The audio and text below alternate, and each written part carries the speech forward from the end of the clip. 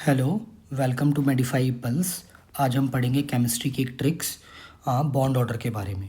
ठीक है, तो बॉन्ड ऑर्डर का मतलब नॉर्मली क्या होता है कि जैसे मान लीजिए कि N2 है। N2 के बीच में हमें पता है कितने बॉन्ड होते हैं, 3 होते हैं। तो इसका मतलब क्या हुआ, N2 का जो बॉन्ड ऑर्डर है वो 3 हो गया। ऐसे ही बाकी भी डाई एटॉमिक मॉलिक्यूल्स के बीच में बॉन्ड ऑर्डर कितना होता है वो हम कैलकुलेट करना सीखेंगे ट्रिक की हेल्प से। नॉर्मली बॉन्ड ऑर्डर का फॉर्मूला क्या होता है, NB minus NA divided by 2। अब NB यहाँ पर क्या है, number of bonding molecular orbital electron, और NA का मतलब है number of anti bonding molecular orbital electron.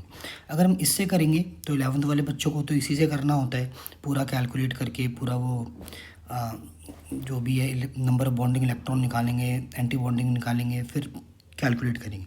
But NEET जैसे एग्ज़ाम में हमें इसे जल्दी से सॉल्व करना होगा, तो हम इसे डायरेक्ट ट्रिक से सीखेंगे। सबसे पहले दो इम्पॉर्टेंट पॉइंट्स हैं जो हमें याद रखना है। इसमें सबसे पहले क्या है, जब भी आप बॉन्ड ऑर्डर निकालेंगे तो क्या इलेक्ट्रॉन कैलकुलेट करेंगे। अगर आपका इलेक्ट्रॉन आता है 2, 6, 12, 14 या 18, तो ये मॉलिक्यूल जो होंगे ना डाईमैग्नेटिक होंगे। आपको पता है मॉलिक्यूल या पैरामैग्नेटिक होगा या डाईमैग्नेटिक होगा, ये भी बताना होता है हमें। तो जब इलेक्ट्रॉन आया 2, 6, 12, 14, 18, तो ये डाईमैग्नेटिक होगा। और इनका बॉन्ड ऑर्डर भी साथ के साथ याद कर लेते हैं। अगर इलेक्ट्रॉन आया 2 तो इसका बॉन्ड ऑर्डर होगा 1, 6 आया इलेक्ट्रॉन तो इसका भी बॉन्ड ऑर्डर होगा 1, 12 आया तो इसका बॉन्ड ऑर्डर होगा 2, 14 आया तो इसका बॉन्ड ऑर्डर होगा 3, 18 आया तो इसका बॉन्ड ऑर्डर होगा 1। तो आपको याद क्या रखना है, 2, 6, 12, 14, 18, एक तो ये डाईमैग्नेटिक है, और दूसरी चीज़ क्या है, इसको एक याद कर लें आप, 1, 1, 2, 3, 1, 2, 6, 12, 14, 18, 1, 1, 2, 3, 1। ठीक है। अच्छा, अब एक चीज़ और याद रखनी है कि जैसे He2 है, Be2 है, Ne2 है, ये मॉलिक्यूल एग्जिस्ट नहीं करते हैं, तो इनका बॉन्ड ऑर्डर क्या होगा, 0 होगा। जैसे हीलियम तो ऑलरेडी स्टेबल होता है, तो वो He2 क्यों बनाएगा। तो यह याद रखना है आपको कि He2, Be2, Ne2, यानी He2 में कितने, हीलियम में 2 इलेक्ट्रॉन होता है, तो He2 कितना होगा, 4 इलेक्ट्रॉन। तो 4 इलेक्ट्रॉन, 8 इलेक्ट्रॉन और 20 इलेक्ट्रॉन। ठीक है। तो जैसे न्यूऑन है तो उसमें 10 इलेक्ट्रॉन है, तो 20 इलेक्ट्रॉन टोटल हो गए। तो ये इनका बॉन्ड ऑर्डर क्या होगा, जब भी आपका इलेक्ट्रॉन 4 इलेक्ट्रॉन निकले, 8 निकले या 20 निकले, तो इनका बॉन्ड ऑर्डर 0 होगा, क्योंकि ये मॉलिक्यूल एग्जिस्ट नहीं करते हैं। तो ये चीज़ याद रखनी है आपको, ये 2 पॉइंट। अच्छा, अब देखते हैं एक चीज़ और याद रखेंगे। अब जैसे मान लीजिए कि जब हम कैलकुलेट करेंगे तो हमारा इलेक्ट्रॉन क्या आ सकता है, 1 आ सकता है, 2, 3, 4, 5, 6, 7, 8, ऐसे 9, 10, ऐसे यहाँ तक 20 तक जाएंगे। ठीक है। अब हमें क्या क्या याद रखना है वो बहुत इंपॉर्टेंट है। एक तो सबसे इंपॉर्टेंट है 2 वाला, 6 वाला और 14 वाला, 2, 6, 14। अब देखो 2 का बॉन्ड ऑर्डर कितना होता है, 1 होता है। अगर 2 इलेक्ट्रॉन निकला तो उसका बॉन्ड ऑर्डर कितना होगा, 1। ठीक है, 2 निकला तो उसका बॉन्ड ऑर्डर होगा 1। ऐसे 6 हुआ तो उसका बॉन्ड ऑर्डर होगा 1, और 14 निकला तो उसका बॉन्ड ऑर्डर होगा 3, जो हमने पहले भी याद किया था। 12 का भी याद किया था हमने कि इसका बॉन्ड ऑर्डर 2 होगा, 18 का भी याद किया था इसका बॉन्ड ऑर्डर 1 होगा।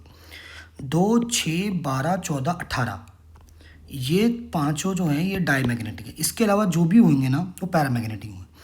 4 वाला, 8 वाला, 20 वाला ये एग्जिस्ट ही नहीं करता, तो इनका बॉन्ड ऑर्डर क्या होगा, 0 होगा। ठीक है। अब बचा बाकियों का कैसे निकालेंगे, देखेंगे। तो जब भी हम देखेंगे ना कि जैसे मान लो हमारे इलेक्ट्रॉन 1 निकला तो वो 2 के पास है, तो 2 का कितना होता है, 1, तो उसे 0.5 कम करना है, 0.5 कम होगा। अब 3 है तो ये भी 2 के पास है, तो 0.5 कम करना है, तो 0.5। और मॉलिक्यूल कैसे है, ये पैरामैग्नेटिक।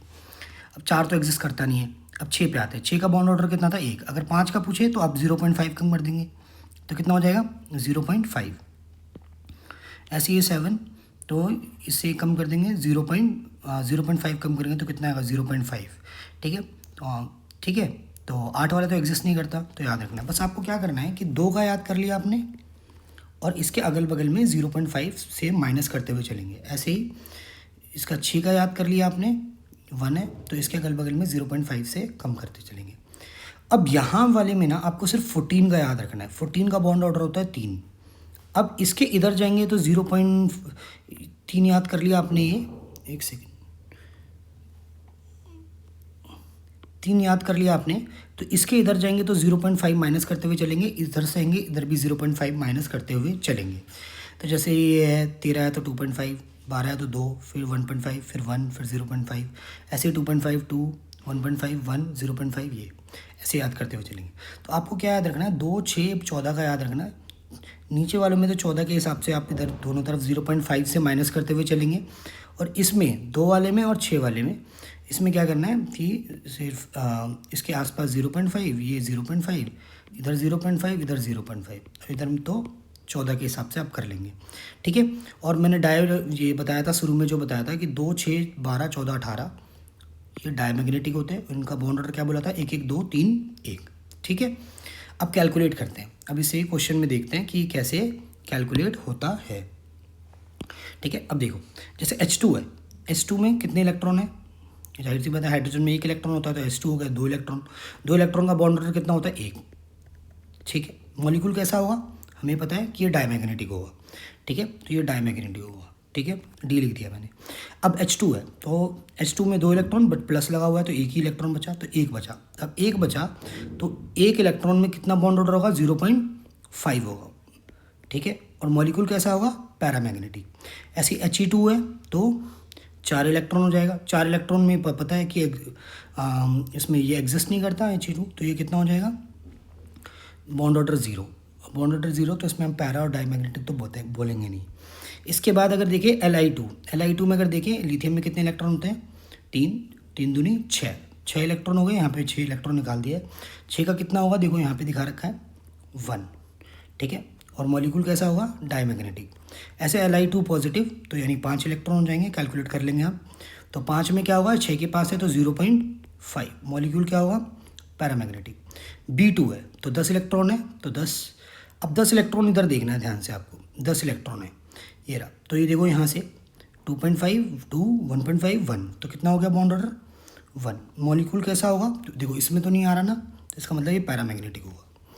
अब इस पर आ जाते हैं C2 में कितने होंगे, एक कार्बन में 6 इलेक्ट्रॉन होते हैं, तो 12 इलेक्ट्रॉन हो गए टोटल। तो बॉन्ड ऑर्डर 12 में कितना होता है, बॉन्ड ऑर्डर 2, ठीक है। 12 में बॉन्ड ऑर्डर होता है 2। इसका मतलब हुआ कार्बन के बीच में C2 मॉलिक्यूल में 2 बॉन्ड होंगे, ठीक है। अच्छा, C2 पॉजिटिव। अच्छा, कोई बोलेगा 0.5 का मतलब क्या है, 0. जैसे मान लीजिए 0.5 है, इसका मतलब है कि इनके जैसे ये H2 है ना, जैसे ये H2 है, तो इसका मतलब कि इनके बीच में पार्शियल बॉन्ड होगा ऐसे करके, ठीक है। उसको हाफ काउंट करते हैं, ठीक है।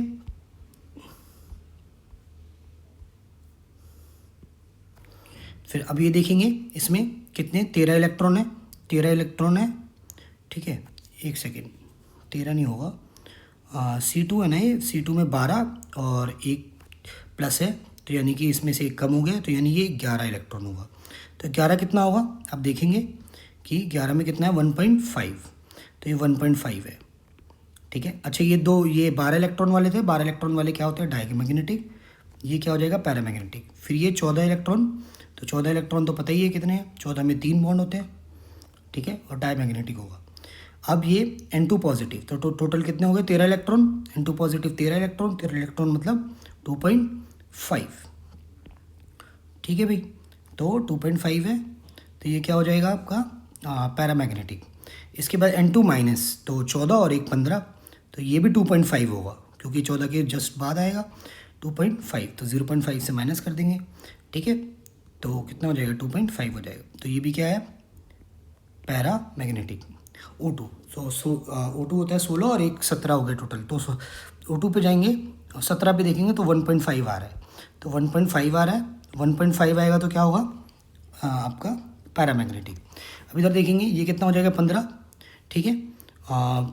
15 हो जाएगा, तो ये कितना हो जाएगा, क्योंकि 15 है तो 14 के बाद आया, यानी कि 2.5।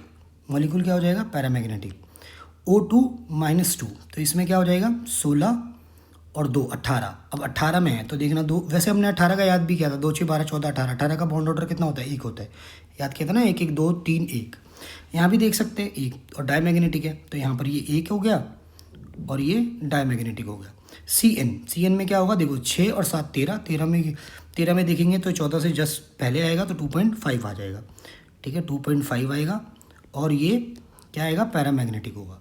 CN माइनस, तो देखो 6 और 7 13 और 1 माइनस 14, तो 14 हो गया। तो 14 का बॉन्ड ऑर्डर कितना होता है, 3, और मॉलिक्यूल क्या हो जाएगा, डायमैग्नेटिक, ठीक है, 14 का bond order 3, molecule diamagnetic. NO तो 7 और 8 15, 15 का कितना हो जाएगा 2.5, ठीक है। तो ये कैसे क्या हो जाएगा, ये हो जाएगा आपका पैरामैग्नेटिक, NO पॉजिटिव। 7 और 8 15, बट एक प्लस है तो माइनस करना पड़ेगा, तो 14, तो टोटल 14 हो गए। 14 में क्या हो जाएगा, तो आपका बॉन्ड ऑर्डर 3 हो जाएगा, 3 हो जाएगा। 3 में अगर देखें तो इसका ये 14 में पता ही है कि 3 बॉन्ड ऑर्डर होता है, और मॉलिक्यूल क्या होगा, डायमैग्नेटिक होगा। अब ये कार्बन 6, ऑक्सीजन 8, 8 6 14, तो इसका भी बॉन्ड ऑर्डर 3 और मॉलिक्यूल डायमैग्नेटिक, ठीक है। उम्मीद है कि आपको समझ में आया होगा, बट इस रूल का एक एक्सेप्शन है, ठीक है। इस एक एक्सेप्शन आपको याद रखना है, एक मॉलिक्यूल है जिसका नाम है CO पॉजिटिव, ठीक है, इसका खास ध्यान रखना है आपको, एक्सेप्शन पे, ठीक है। देखो अब इस पे वैसे कार्बन में 6 इलेक्ट्रॉन होता है, ऑक्सीजन में 8 इलेक्ट्रॉन होता है, तो 6 और 8 14, बट प्लस में है तो 13 है तो 2.5 होना चाहिए, बट ये एक्सेप्शन है, आपको याद रखना है कि CO पॉजिटिव का बॉन्ड ऑर्डर 3.5 होता है। तो बस एक चीज़ आपको ये याद रखनी है, ठीक है, बाकी आप इससे सॉल्व कर सकते हैं। अच्छा, ये जो ट्रिक हमने पढ़ी है ये डायटोमिक मॉलिक्यूल के लिए ही एप्लीकेबल है, और हमें पूछी भी डायटोमिक मॉलिक्यूल ही जाता है, तो ये याद रखेंगे। एक ये ऑर्डर आप याद रख सकते हैं, मतलब कि ये जैसे बॉन्ड ऑर्डर है, जितना ज़्यादा बॉन्ड ऑर्डर होगा ना, मतलब अगर बॉन्ड ऑर्डर किसी का 3 है, किसी का 2 है, ठीक है, उतनी स्टेबिलिटी उसकी ज़्यादा होगी, यानी 3 वाले की स्टेबिलिटी ज़्यादा होगी क्योंकि उसका बॉन्ड ऑर्डर ज़्यादा है। तो bond order directly proportional to stability, directly proportional to bond strength, inversely proportional to bond length. मतलब बॉन्ड ऑर्डर ज़्यादा तो स्टेबिलिटी ज़्यादा, ठीक है। बॉन्ड ऑर्डर अगर ज़्यादा है, ठीक है, बॉन्ड ऑर्डर अगर ज़्यादा है तो स्टेबिलिटी ज़्यादा है, बॉन्ड स्ट्रेंथ ज़्यादा है, इसका मतलब बॉन्ड लेंथ कम है, मतलब पास पास है, यानी स्ट्रेंथ ज़्यादा है, ठीक है, स्टेबिलिटी ज़्यादा है, बॉन्ड ऑर्डर ज़्यादा है, बट बॉन्ड लेंथ क्या होगी, कम होगी। उल्टा करें, अगर हम करें इसमें, तो अगर बॉन्ड ऑर्डर कम है किसी का, ठीक है, तो उसकी स्टेबिलिटी क्या होगी, कम होगी, उसकी बॉन्ड स्ट्रेंथ क्या होगी, कम होगी, तो उसकी बॉन्ड लेंथ क्या होगी, ज़्यादा, दूर दूर होंगे, इसका मतलब उनमें स्ट्रेंथ कम होगी, स्टेबिलिटी कम होगी, ठीक है। समझ में आई बात नहीं है, तो उम्मीद है कि आपको समझ में आया होगा। Thank you so much.